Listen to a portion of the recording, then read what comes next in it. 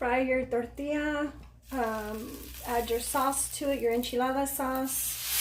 Fry it up for about 5 seconds. Flip it over once it's fried on one side.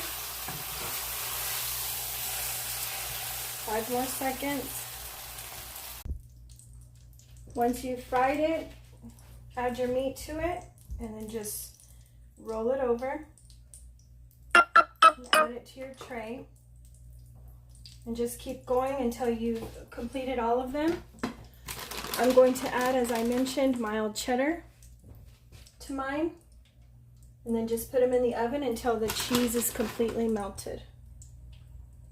You can also, honestly, I like to add more sauce to mine as well.